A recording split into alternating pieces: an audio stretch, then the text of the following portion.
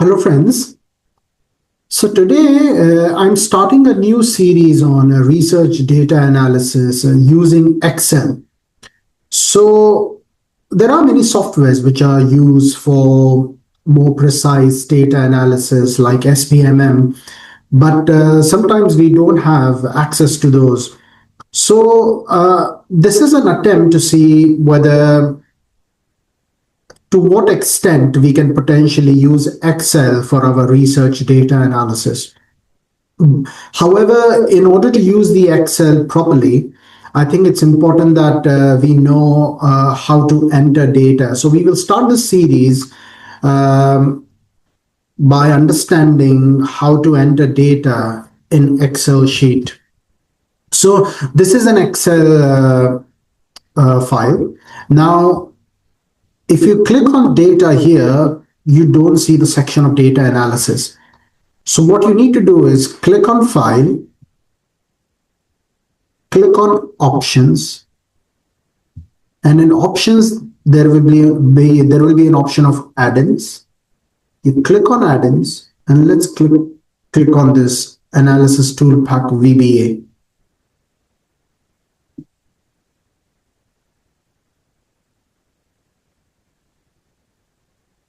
And then analysis tool pack. Let's see, let's click on both and let's click OK. And see, as you can see data analysis here. So like this is a live demo where even I'm trying to experiment. I'm using another laptop here. I did this on my another laptop, and it seems that it varies.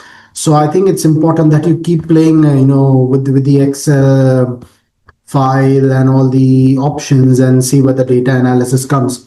So on this version, I managed to get the data analysis on the dashboard. Now, if you click on this, you can see all the tests here, which you can potentially do in Excel. So as you can see, there is ANOVA, there is correlation, then you can do descriptive analysis as well. So as you can see, there is descriptive statistics. So you can use that, and then you can do other t-tests as well. So there are options where you can potentially use Excel to analyze your data. But before we get into analysis, I think it's also equally important, and actually most important, is to enter data properly.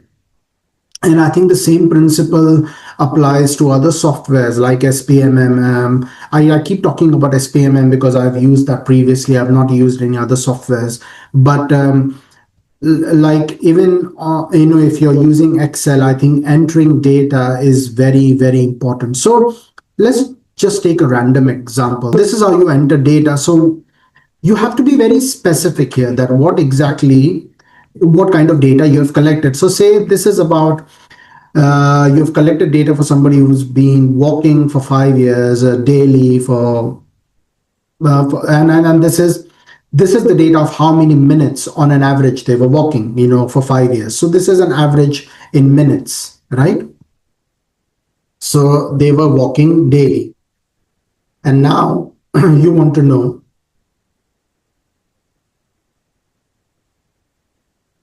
and then how many years it took for this particular individual to develop some sort of cognitive decline. Now again, this is very hypothetical. Now let's see whether there is any relation between these two data. Okay, now how can you analyze this?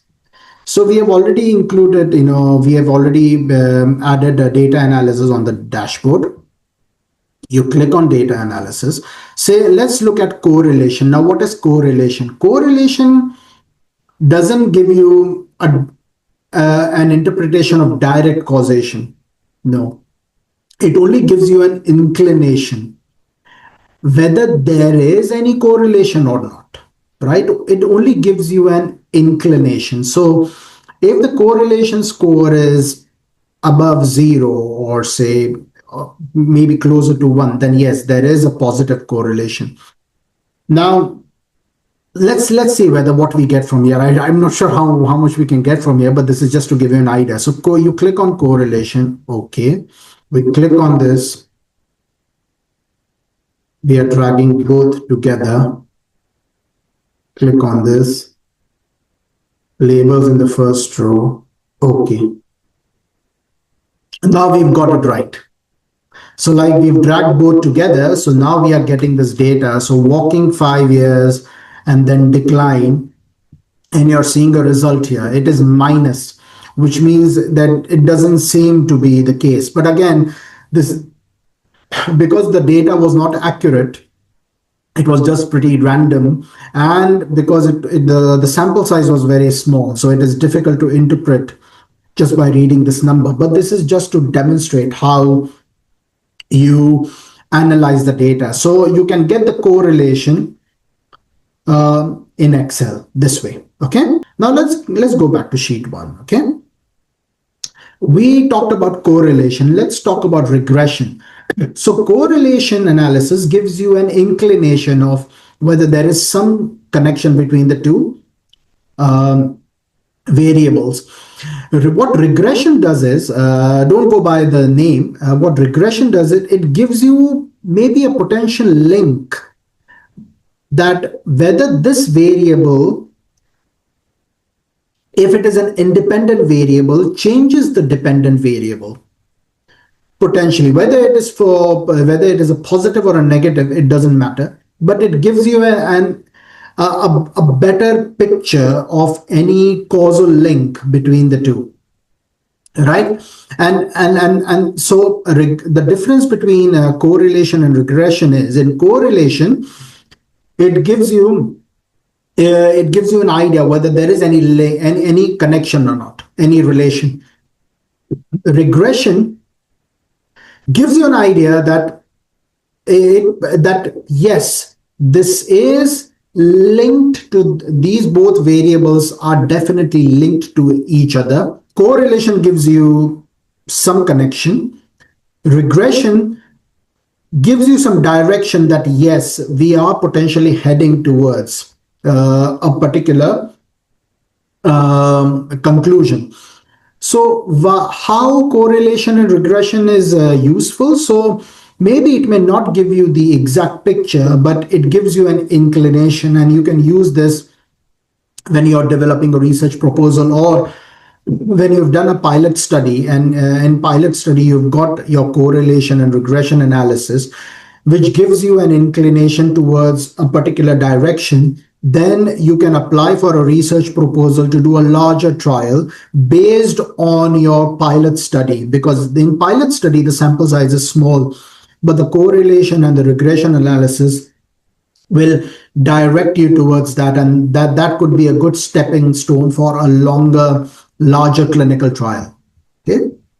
Now let's see how can we do a regression analysis. So again, you click on data analysis, you click on regression here, press OK, and again here, let's just put this.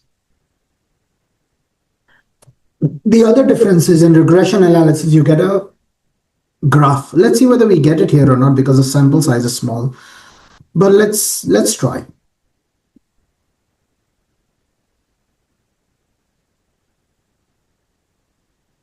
And you've included this here,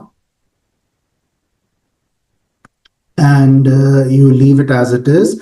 Yes, confidence interval. Now here, the other difference is, in regression you also get confidence interval. You also put labels here, because the first row was a label, and then let's click on OK, and let's see what we get. So you get this, right? You get this data. What you need to look at is the F score. In regression, you look at the F score and then the confidence interval. You get this F score, a regression score of 1 is significant. However, you also need to look at the confidence interval. The confidence interval ideally is, so when you set this data, when you did this previously, like, when you were setting this on the regression analysis, you would have already set the p-value. So the p-value usually is less than 0.05.